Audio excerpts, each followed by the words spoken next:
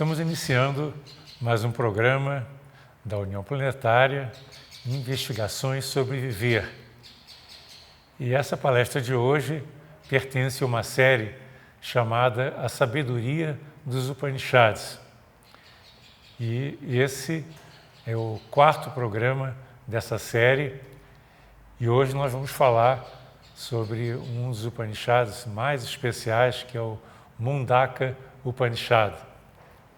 Os Upanishads são textos que têm origem na tradição védica, são textos muito antigos, e às vezes as pessoas do Ocidente ficam um pouco perplexas de saber que não existem autores claramente definidos para os Upanishads e praticamente para todas as grandes obras, né, da literatura indiana.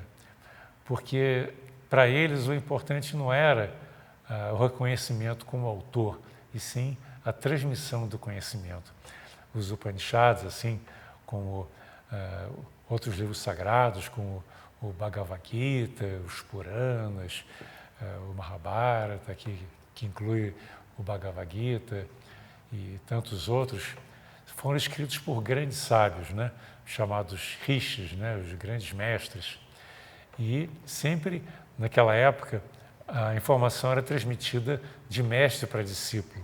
Então, era uma informação muito concisa, muito objetiva, e o intuito era instigar o discípulo a buscar a sabedoria e, em última instância, se iluminar. Nunca houve nenhuma tentativa do mestre de querer aparecer, de querer reconhecimento. De maneira que esse Upanishad e os outros tratam de questões fundamentais da existência. E, geralmente, eles retratam uma situação em que o mestre está dialogando com o seu discípulo.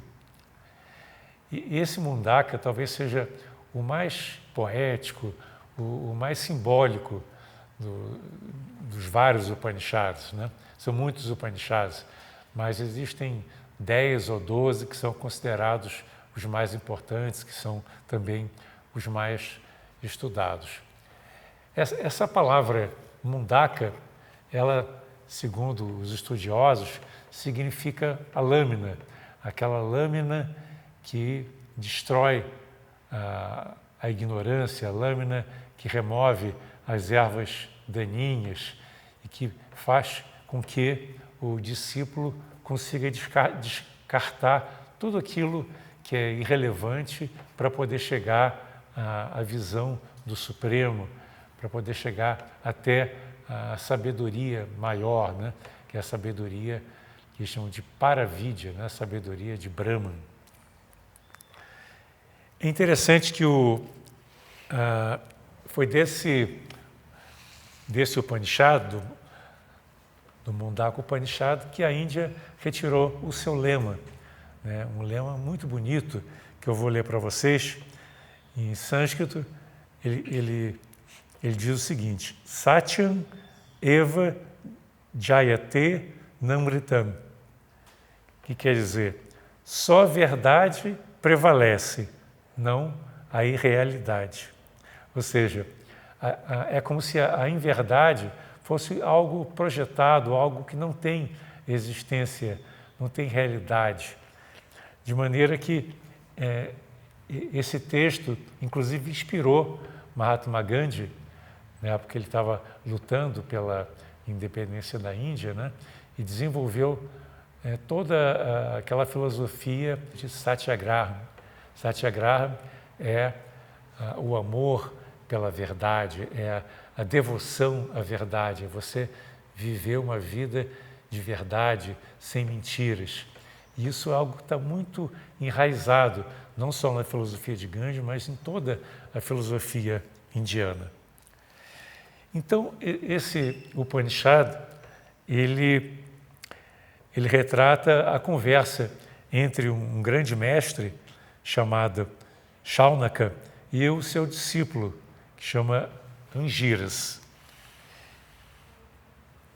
Esse Upanishad, ele retrata as indagações que Shaunaka, que é um discípulo, faz ao seu mestre, chamado Angiras. Então, o Shaunaka pergunta: Senhor, o que é aquilo que, quando conhecido, todo o universo se torna conhecido? Olha que pergunta interessante. O que é aquilo que, quando conhecido, todo o universo se torna conhecido? E o seu mestre Angiras responde: duplo é o conhecimento que deves ter. Eis o que dizem os conhecedores de Brahman. Existe, então, o conhecimento superior e o conhecimento inferior. O conhecimento superior é o Paravidya e o inferior, o Aparavidya. Então, o que vem a ser o Paravidya? O Paravidya é o conhecimento direto, é aquele conhecimento de quem tem experiência direta da realidade, que percebe diretamente a realidade. E aí o discípulo pergunta: mas o que é o conhecimento inferior? É o conhecimento intelectual, o conhecimento livresco. Então, tudo que você ouve de outros, tudo aquilo que você lê num livro é considerado conhecimento indireto. Então, o conhecimento que está até nessas grandes escrituras, nos Vedas, né?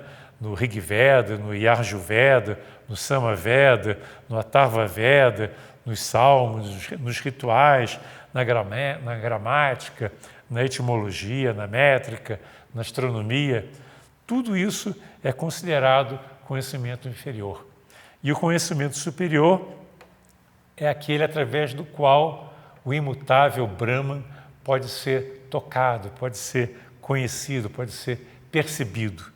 Então, vocês vejam que interessante isso, né?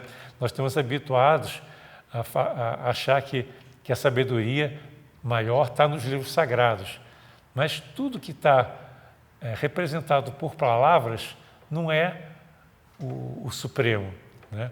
O Krishnamurti falava muito isso, que a palavra não é a coisa, a palavra é apenas um símbolo apontando para algo maior. Se você fica preso à palavra, você não chega ao Supremo, né? E é por isso que mesmo estudando e lendo os considerados livros sagrados, como Bíblia, Alcorão, Gita, existem tantas guerras religiosas. Pessoas interpretam de maneira diferente o que está escrito e surgem, então, as diferenças, os conflitos e as pessoas acabam não se entendendo porque quando você está preso à palavra, está preso a conceitos e interpreta o que está sendo dito através das palavras, há uma grande possibilidade de haver um grau de inverdade, um grau de afastamento da realidade suprema. Por isso que qualquer descrição daquilo que é o Supremo é limitado e não é a coisa em si. Isso é uma sabedoria muito grande, né, que todos os grandes sábios apontaram, né, que eles não podem transmitir a sabedoria em si. Eles podem fazer com que o discípulo tenha uma intuição, eles podem inspirar o discípulo para que o discípulo descubra a verdade por meios próprios. Esse é o trabalho, é a função do mestre, né? Então o mestre, ele coloca muitas coisas, mas o discípulo tem que descobrir, tem que se aproximar da verdade, fazendo com que essa sabedoria, essa vidya, né, seja não algo aprendido intelectualmente, mas uma vivência, algo que é aprendido com o coração, na linguagem do coração, está além das palavras.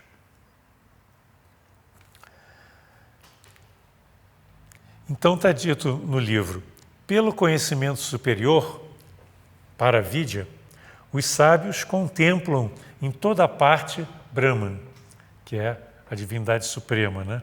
Que é a fonte de todas as coisas, que é inexistente do ponto de vista material, mas que é eterno e oniabarcante. Olha que interessante, né? Pelo conhecimento superior, que é a sabedoria, né? Os sábios contemplam em toda parte, eles veem Brahma em toda parte. Eles percebem que o universo é Brahma, que o próprio indivíduo também é Brahma. Então, para conhecer Brahman, não basta você ter, por exemplo, dons psíquicos, ter clarividência, clareaudiência. É necessário ir além de tudo que é conhecimento concreto, né? Você tem que ver não com os olhos físicos ou com os olhos astrais ou do plano mental, mas com os olhos espirituais, vamos dizer assim, né? É uma percepção que transcende o espaço e o tempo, que está além do espacial e do temporal. Só que a nossa mente ela é incapaz de superar a dualidade. Ela sempre opera no campo do relativo, no campo do projetado. Daí porque as pessoas ficam presas às interpretações, às palavras, e muitas vezes têm dificuldade de transcendê-las para chegar à divindade. E aqui tem um primeiro trecho que é muito simbólico, que eu acho muito bonito, né? Existem várias metáforas nesse livro, no Mundaka Upanishad. Então está dito: assim como a aranha tece e reabsorve em si o fio da sua teia, assim como as ervas nascem da terra, assim como os pelos nascem do corpo de um homem, da mesma forma, toda a criação procede do imutável, procede de Brahma. Não sei se vocês já observaram, né, que aquela essência que a aranha usa para tecer a sua teia vem do seu próprio corpo. É como se ela exalasse essa substância que ela usa para tecer a teia. Então, a teia, assim como a teia da vida, né, é algo que surge de dentro para fora. Todo o universo ele é criado de dentro para fora. Assim como os pelos do corpo, né, eles saem de dentro para fora, assim como as ervas nascem da terra, tudo isso aí é uma criação de dentro para fora. E é interessante que Blavatsky, na Doutrina Secreta, falava muito isso, né? O universo é criado de dentro para fora. É uma manifestação de algo que é intangível, invisível, transcendente. É como se fosse uma projeção de algo maior de dentro para fora. Então, Brahman, que é esse ser supremo, ele, apesar de não ser manifestado, de não ter nenhuma possibilidade de ser conhecido pelos sentidos ou pela mente, é o Criador, é a razão de ser de todo o universo. Então, pela energia ativa de Brahman, o universo é criado. De Brahman nasce a matéria, a vida, a mente, a verdade, os mundos e todas as obras, e tudo está permeado, portanto, pela presença, pela imortalidade, por Brahman. Isso é muito bonito, né? E é interessante que, continua o texto, nada que é eterno pode ser produzido pelo que não é eterno. E, portanto, seguir algo formulado pela mente é ir atrás de uma miragem, de um fogo-fato, né? Porque nada que é eterno pode ser produzido pelo que não é eterno. Então, tudo que é projetado, tudo que é criado pela mente não é o eterno. O eterno é algo que transcende qualquer concepção.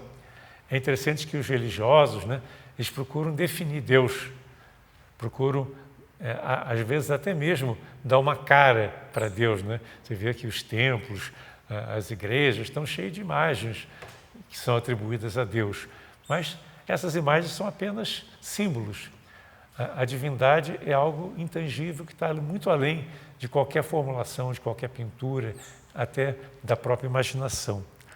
Então nós temos que ter muito cuidado, né, em não nos fixarmos em conceitos, em imagens, em qualquer coisa que seja do domínio da mente, do domínio da palavra.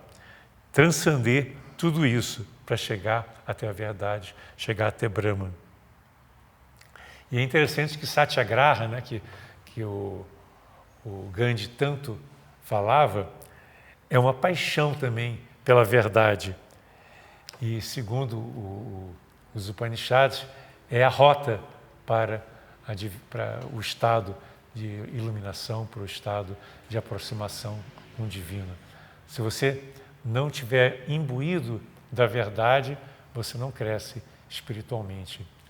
Aqui no Ocidente nós temos uma tendência, muitas vezes, de achar que a verdade é relativa, que uma mentirinha, às vezes, é justificável. Mas os sábios dizem que aquele que quer alcançar o absoluto, que quer trilhar o caminho da espiritualidade, tem que abrir mão completamente de tudo que é inverdade, tudo que é irreal, tudo que é projetado. Isso é algo muito profundo, né? E algo difícil de ser realizado. Tirar o olho da irrealidade, de tudo que é negatividade, tudo que é separatividade, para abraçar o divino. E vamos agora para o segundo mundaka, né? Nós vimos até agora a primeira parte, são 3 mundakas. Aí fala, o mestre novamente fala: eis a verdade da existência. Da mesma forma que de um único fogo, de um fogo ardente, nascem milhares de fagulhas, de labaredas, todas da mesma natureza do fogo, do ser imutável nascem as múltiplas existências que a ele novamente retornam. É interessante, é uma metáfora muito bonita, né? Que você vê que cada fagulha nasce do fogo e é o próprio fogo, né? A fagulha, ela se desprende da fogueira, mas ela não deixa de ser o próprio fogo. Ela é o fogo, assim como todos nós, como seres divinos, como Atma, somos Brahman. Isso é de uma beleza também fantástica, né? E nos dá aquela percepção, aquela certeza que nada acontece por acaso, que nós somos divinos, nós temos uma missão aqui na Terra, mas nós somos intrinsecamente divinos, embora essa divindade possa ter sido esquecida. E o texto continua: mas o Espírito Divino, não nascido, sem forma, que contém o interior e o exterior, que está além da mente e da vida, ele é excelso e de uma pureza radiante. Então você vê que, às vezes, nós queremos simbolizar o Supremo como sendo luz, como sendo pureza, mas isso ainda é uma descrição. Nós temos que ter apenas assim uma noção tênue do que vem a ser Brahman por aquilo que está manifestado, tanto dentro de nós como fora de nós.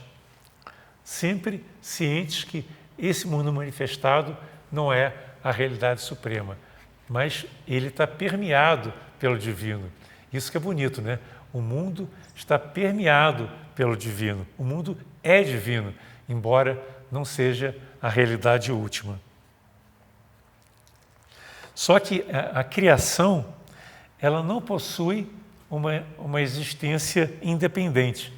Isso que é interessante. Tudo que existe nesse mundo, nós, os animais, as plantas, são uma criação do divino, portanto, eles têm e se movem, têm a sua existência dentro do divino. Eles têm o seu ser e se movem dentro do divino.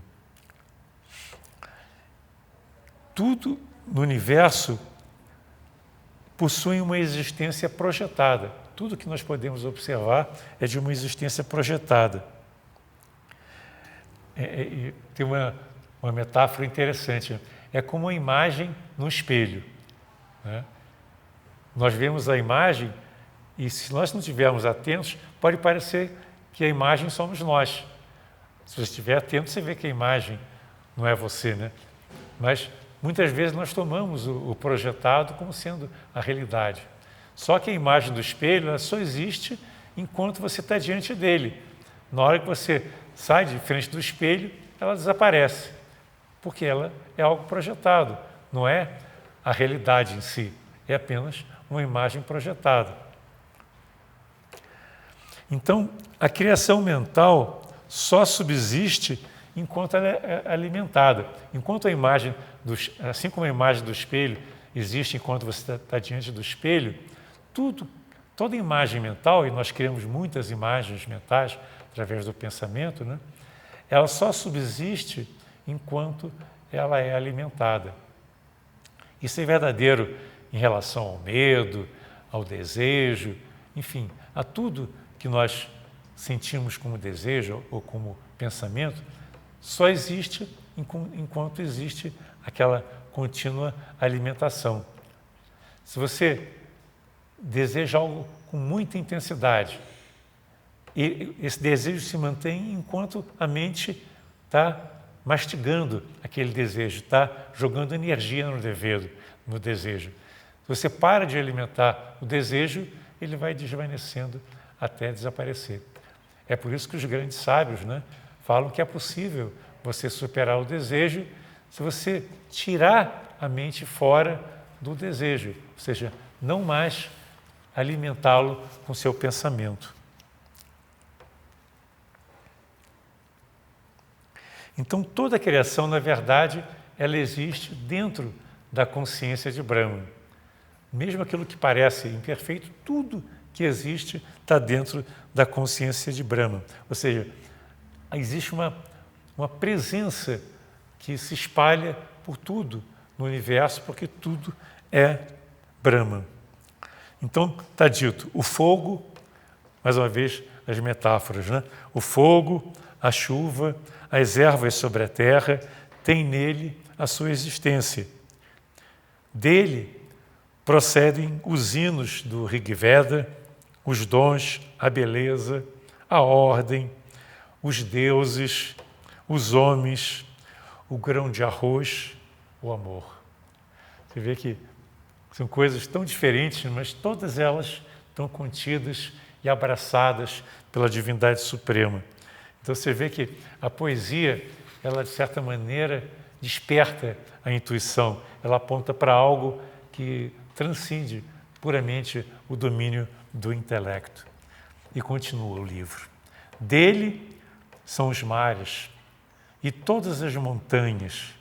Dele correm todas as formas de todos os rios. Todas as ervas são dele e toda a alegria que faz a alma repousar.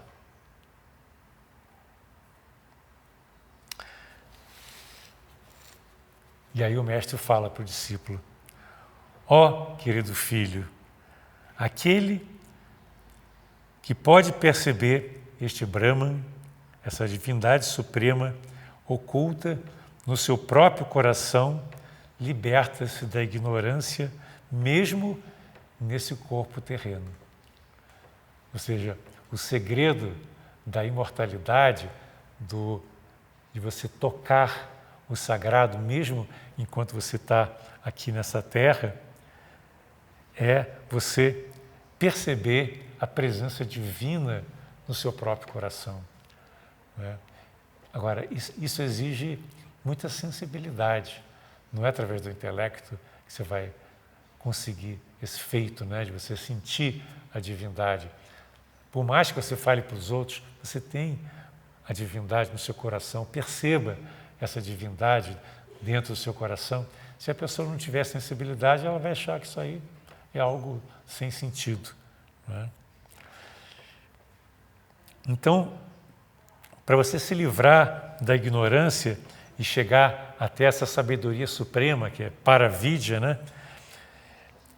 Você precisa perceber essa existência do Criador, de Brahman, em todo o universo. Você precisa se perceber como a própria divindade, né? É como se houvesse um movimento, né, de Brahman em todas as coisas, porque vida é movimento. Então você vê o movimento do divino permeando o movimento de tudo que existe, porque nada está estático. É a presença do movimento divino que faz o universo existir. Então, ele é ao mesmo tempo secreto, né? Mas se move no coração de cada ser, se move em todas as coisas. E continua o mestre falando. Aquilo que é radiante, que é mais sutil que o mais sutil, essa vastidão na qual todos os mundos e seus habitantes têm a sua raiz, saiba que essa é a meta, meu filho, na direção da qual vos deveis voltar. Então vocês veem que bonito isso, não é? Nós temos que nos voltar para aquilo que é intangível, aquilo que não pode ser experimentado pelos sentidos nem pela mente, mas que é radiante, que é sutil, que é mais sutil que o mais sutil. E agora tem um trecho que para mim é um dos mais lindos desse Upanishad, que é muito simbólico e transmite com uma precisão muito grande a natureza de como você pode alcançar o Supremo, alcançar o Divino, alcançar a iluminação. Então diz o texto: tome o arco dos Upanishads, essa arma possante, coloque nela uma flecha afiada pela constante meditação. Curve o arco com a mente mergulhada no sentimento de unidade e penetre o eterno que é a sua meta. Olha aqui, eu vou ler de novo que isso é muito bonito.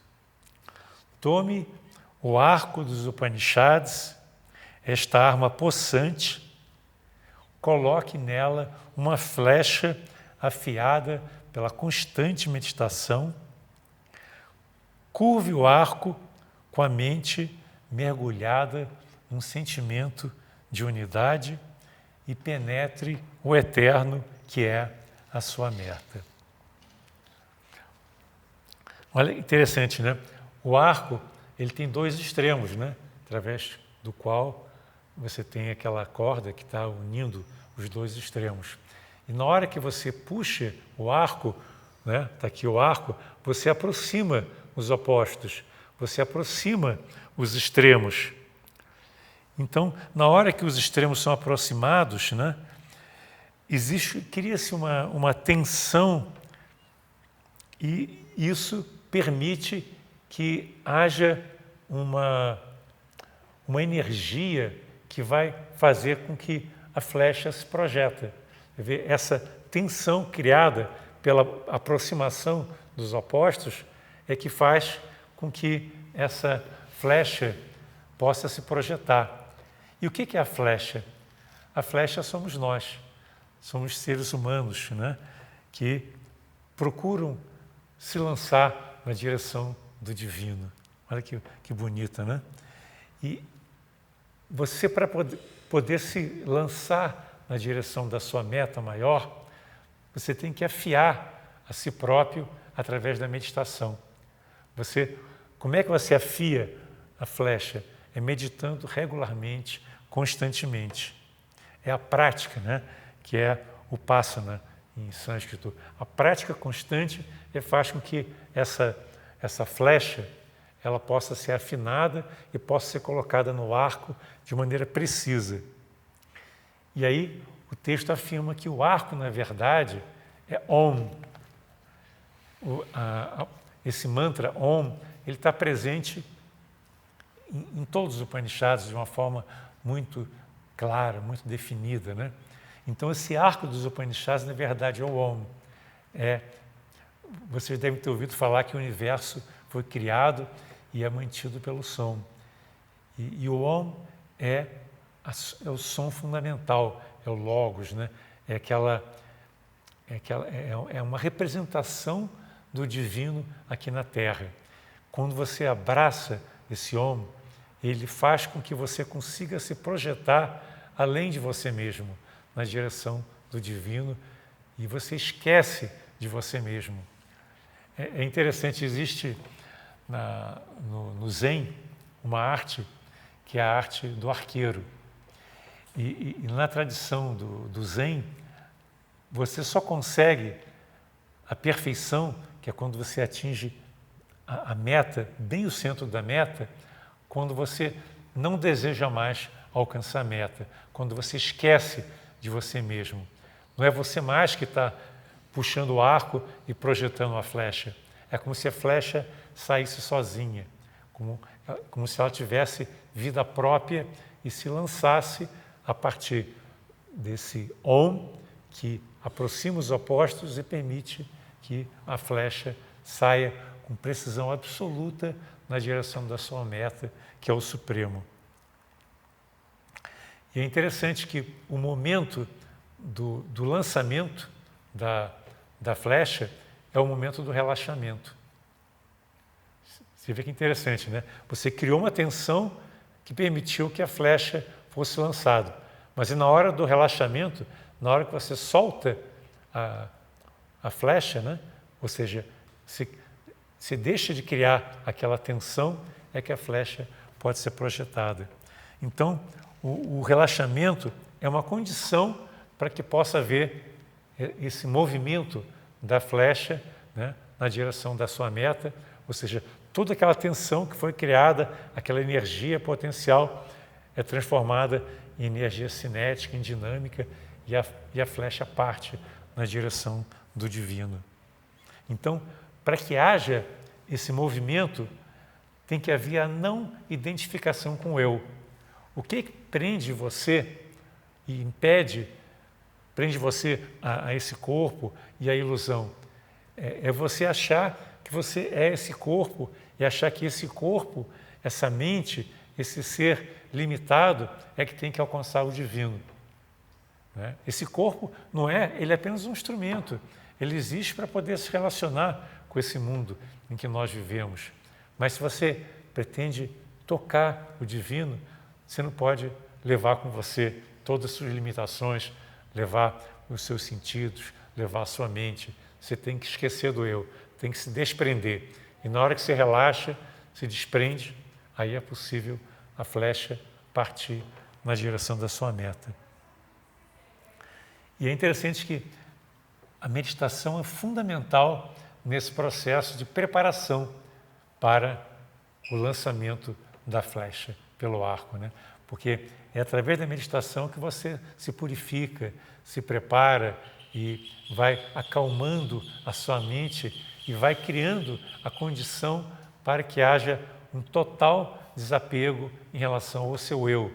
É você esquecer de si mesmo. E aí, então, é possível que a flecha parta célere na direção da sua meta maior, com a certeza absoluta que ela não vai errar o seu alvo, porque não existe alguém que está jogando mais. Ela está indo como se fosse algo inevitável. Chegou o momento certo, chegou o momento da iluminação, então a flecha parte. E agora tem um trecho dos Upanishads que eu acho um dos trechos mais lindos, talvez o mais poético dos Upanishads, que dá uma noção do que é esse eterno, essa luz que vem do alto, que não é uma luz visível, uma luz que transcende a nossa concepção, pode ser descrita como a luz de Budi também, né? A luz da iluminação. Então diz o texto: o eterno é como um clarão. a luz de todas as luzes. Perto dele, o sol não brilha e a lua é sem esplendor. E as estrelas são cegas. Perto dele, os raios são sem fulgor, assim como qualquer fogo terrestre. Isto porque tudo que brilha nada mais é do que o reflexo do seu brilho, e é por sua glória que tudo reluz.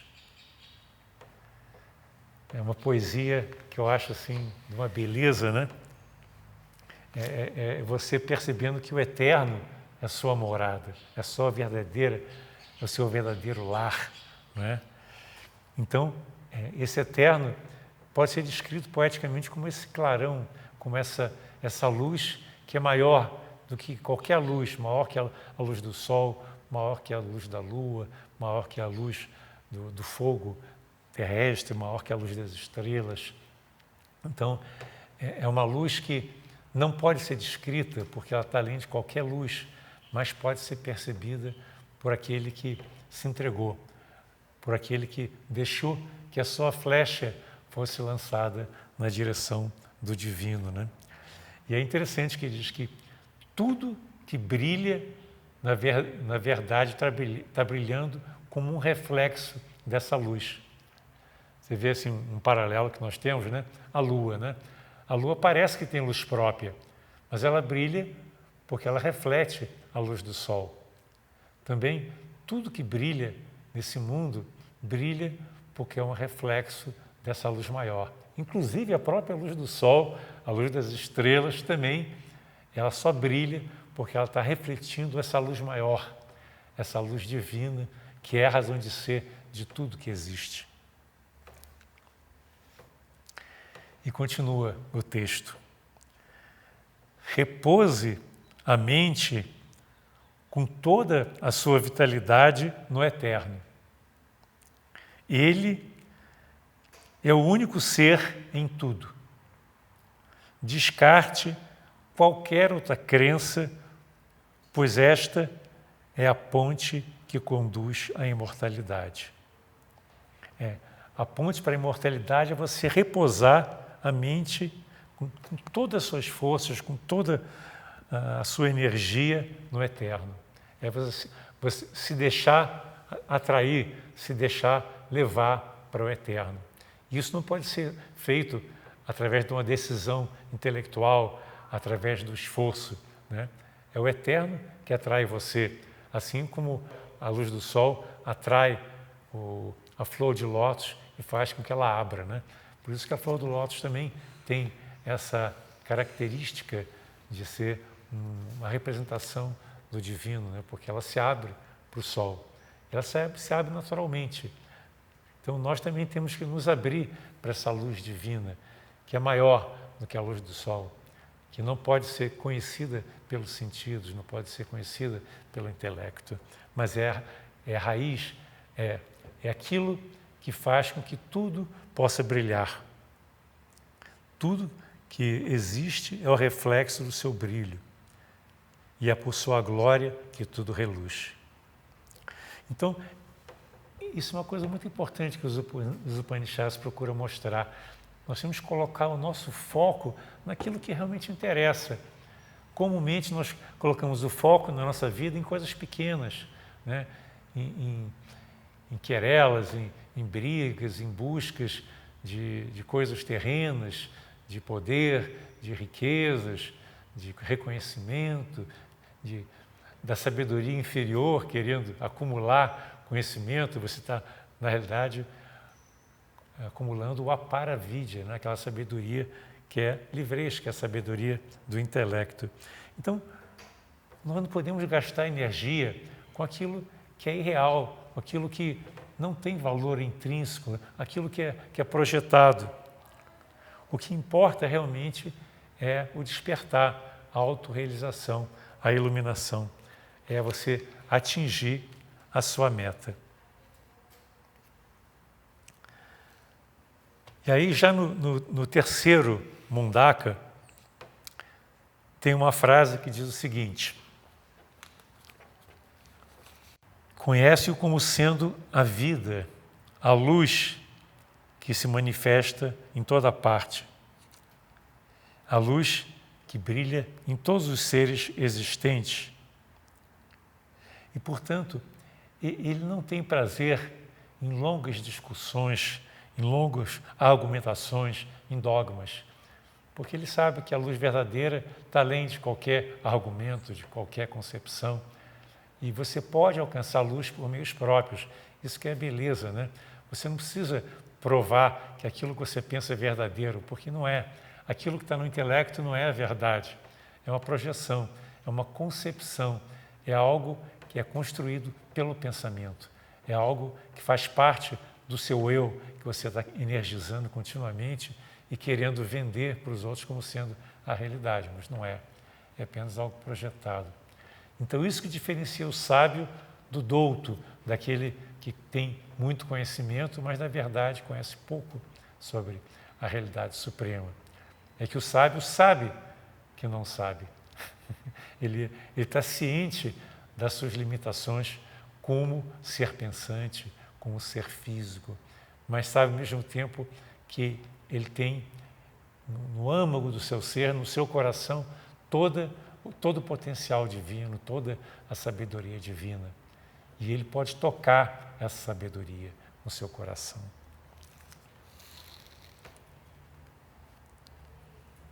Então, está dito no livro que esse ser deve ser, o divino, né?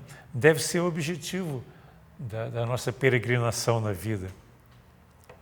E para que nós possamos atingi-lo, pelo menos nos aproximarmos dele, mais uma vez, a verdade, a honestidade é fundamental. Ele está reafirmando a importância da verdade, da disciplina, não uma disciplina imposta, mas uma disciplina natural daquele que percebeu a ordem natural das coisas.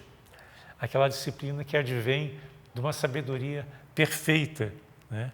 E por uma vida que a gente pode chamar de vida divina.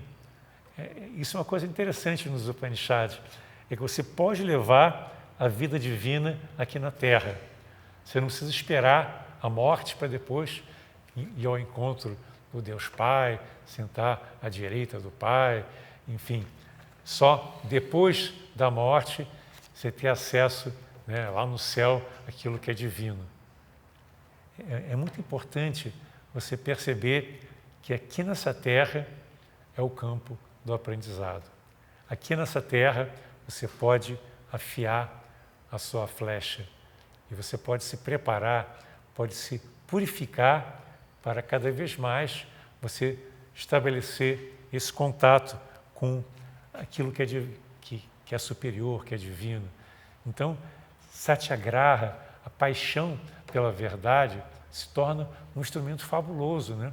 Você vê, Gandhi com Satyagraha e Ahimsa conseguiu a independência da Índia, né?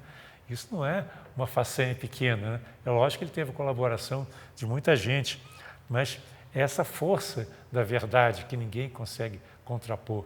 A verdade ela é poderosíssima, né? Se você é guiado pela verdade, ninguém pode chegar e te colocar um obstáculo na frente. É a força da verdade, a força do amor, que é capaz de mover montanhas. Isso é algo fantástico, né? E continua o texto. Este ser está mais longe que o mais longínquo. Está aqui ao nosso lado. Está aqui mesmo oculto no coração secreto para aqueles que têm os olhos para ver, né? Os olhos do coração. Então, aquilo pode parecer muito paradoxal, né? Então, mais longe que o mais longínquo, mais próximo que o mais próximo. Isso também está dito no Isa Upanishad. E está no coração, né? No coração. Ele se move secretamente no coração daqueles que têm abertura para senti-lo. E é interessante, uma vez que você conseguiu sentir a presença do divino no seu coração, nada mais pode te iludir. Você está no caminho da libertação de todas as ilusões. E continua o texto, referindo-se ao divino. O olho não pode captá-lo, nem as palavras revelá-lo. Ele não pode ser alcançado pelos sentidos, nem pelas boas ações, ou por austeridade. Somente quando o eu interior é purificado pela graça da sabedoria, Paravidya, é possível contemplá-lo como espírito indivisível no silêncio da meditação. Você vê que quando o eu interior é purificado pela graça da sabedoria, que a sabedoria é uma graça, não é algo cultivado. Você não pode cultivar sabedoria, ela desce. Assim como a intuição desce, a graça também desce do alto na medida que você se purifica, na medida que você lapida o seu ser, vamos dizer assim, né?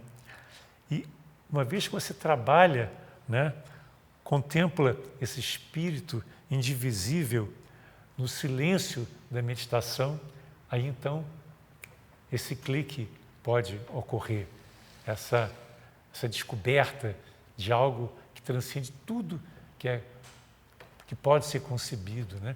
É aquilo que te coloca em contato realmente com amor verdadeiro, com a bem-aventurança, com a felicidade. Somente nessa condição, quando existe um silêncio que nasceu da meditação, que não foi imposto, que não foi criado, mas ele surge dessa quietude natural do ser, na medida que ele coloca de lado tudo aquilo que tem menor importância, né? E tudo tem importância muito pequena diante dessa presença divina que é a razão da nossa existência. Então, nessa condição, quando existe aquele silêncio da meditação, quando existe essa percepção do sagrado, então a graça divina pode descer até nós. A mente nunca pode alcançá-lo, mas quando ela se aquieta, ela cria a condição para que a graça, para que essa sabedoria Paravidya, que é a sabedoria superior, possa descer. Quando há, então, realmente um estado de pureza profunda, né?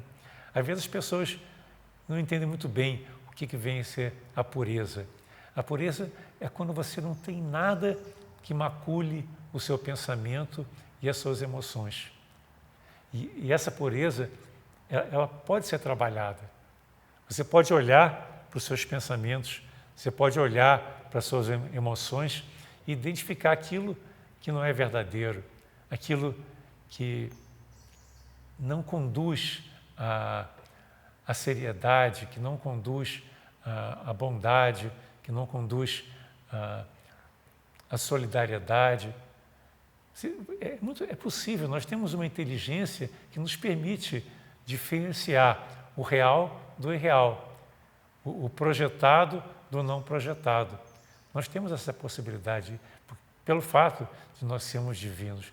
Isso é que nos dá esperança, né? Apesar de todas as dificuldades, todas as pedras no caminho, todos os sofrimentos que a vida possa nos trazer, existe no nosso coração esse movimento de Brahman que está buscando se manifestar, está buscando iluminar, uma vez que você se prepare, uma vez que você se abra para o divino.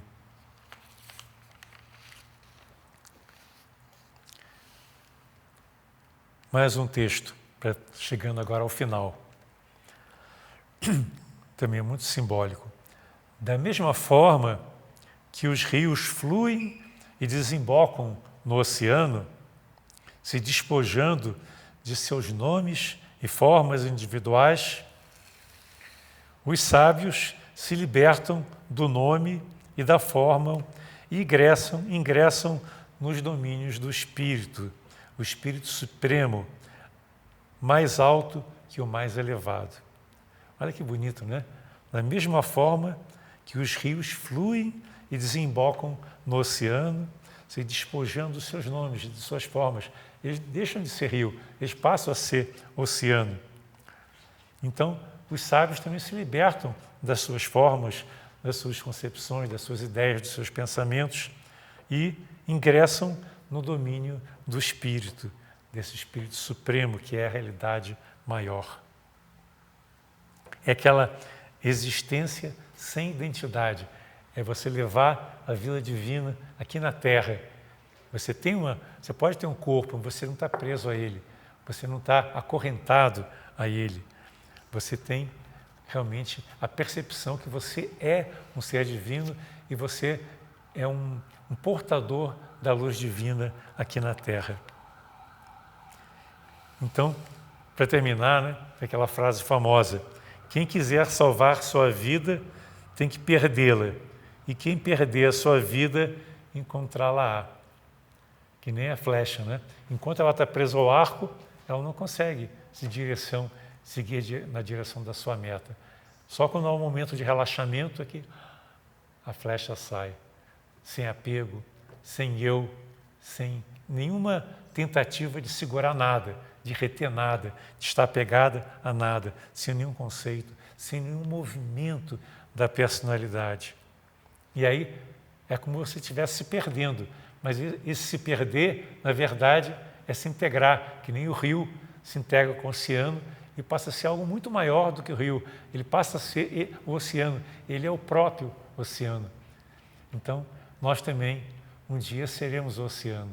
A gota e o oceano serão uma coisa só. Então, que nós possamos ser inspirados por esses textos tão lindos, né? Mas, ao mesmo tempo, transcendê-los e desenvolver essa percepção de que o divino está em nós, que nós podemos tocar o sagrado, que nós somos o sagrado, nós somos o divino.